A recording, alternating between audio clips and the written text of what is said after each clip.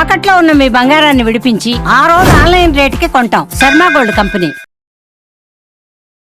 మహాదేవ శ్రీమాత్రి నమః. Welcome to our channel.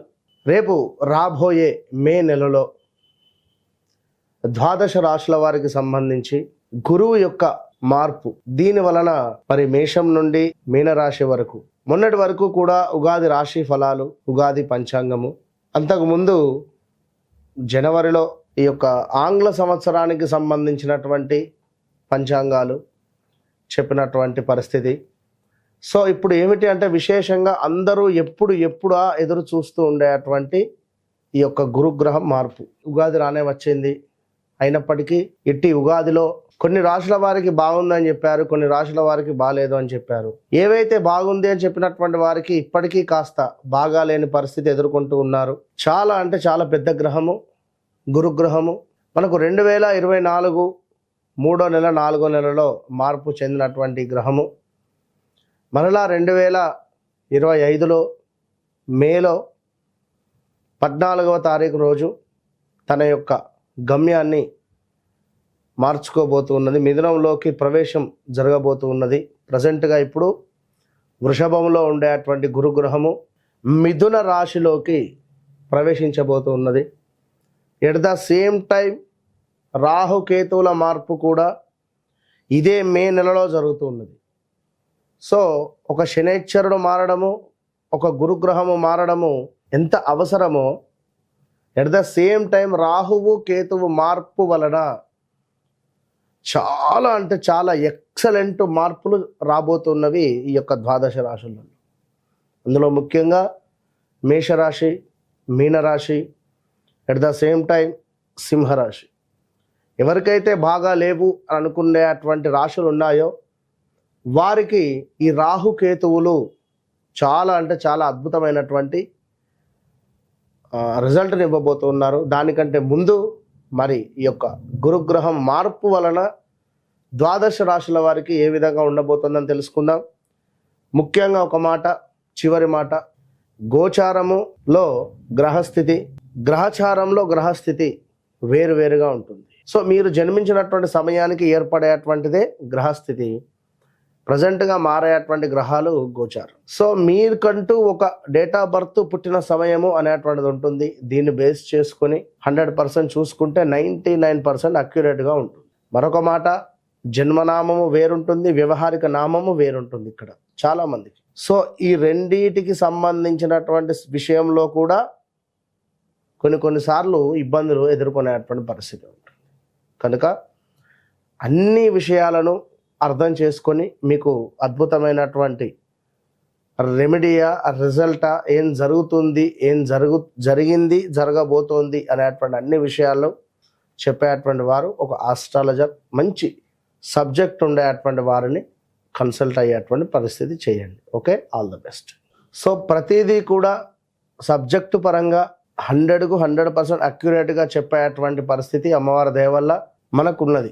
కనుక మీరు ఎవరైనా కూడా ఖచ్చితంగా ఛాలెంజ్గా చెప్తున్నా, మీ డేట్ ఆఫ్ బర్త్, పుట్టిన సమయం మాకు ఇచ్చినట్టయితే ఖచ్చితంగా కూడా మీ జీవితంలో జరిగింది, జరుగుతుంది అనేటువంటిది 100% జరగబోయేది కూడా మేమే చెప్పేటువంటి పరిస్థితి ఉంది. సో ఈ విషయాన్ని మీరు గమనించుకోండి ప్రేక్షకులు. మకర రాశి, మకర రాశి వారంటేనే మొండి, జగమొండి, ఎంతో ధర్మంగా ఉంటారు.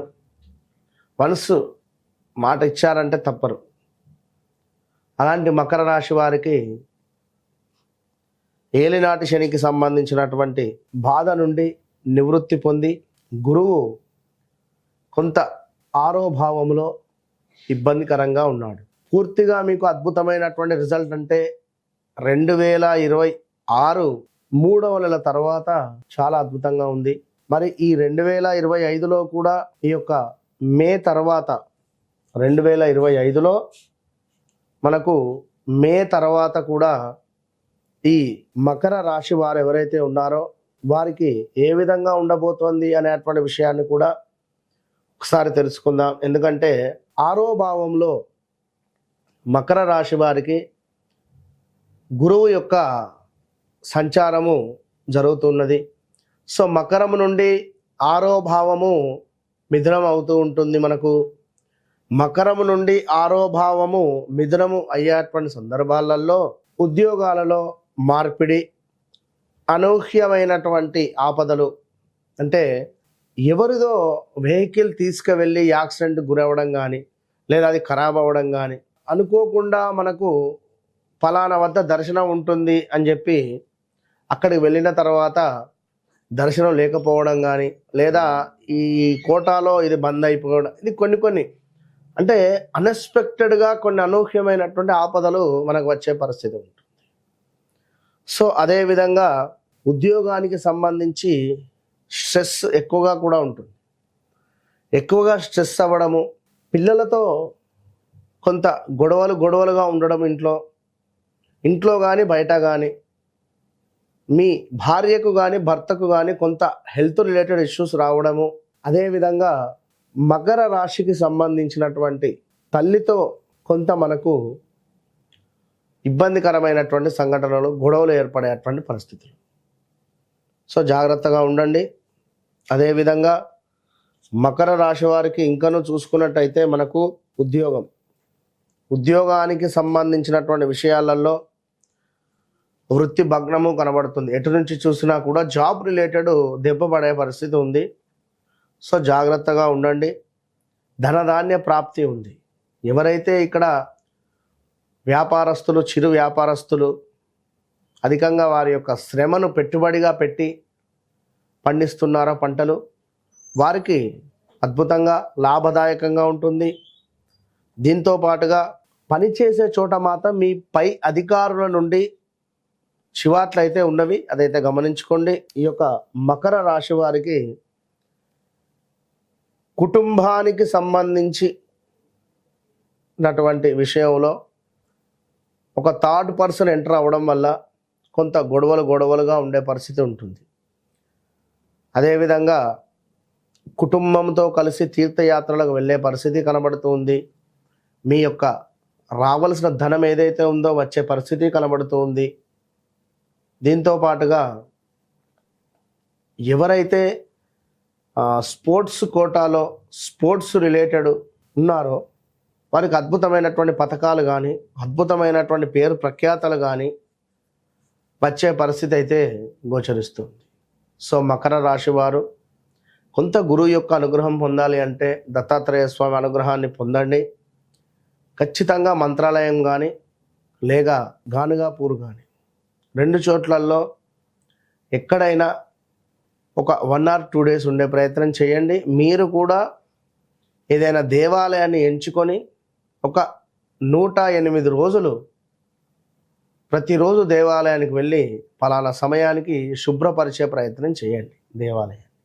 దీనివల్ల గురువు యొక్క అనుగ్రహాన్ని పొందబోతున్నారు.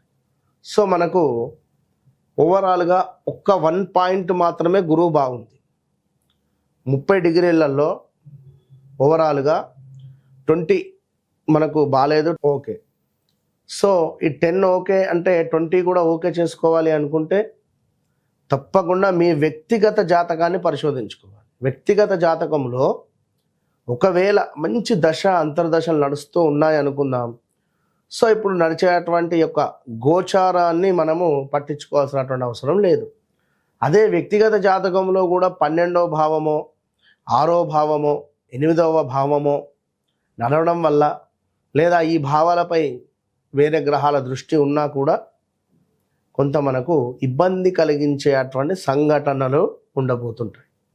కనుక తప్పకుండా ఓవరాల్గా చూసుకొని ముందుకు వెళ్ళండి. All the best.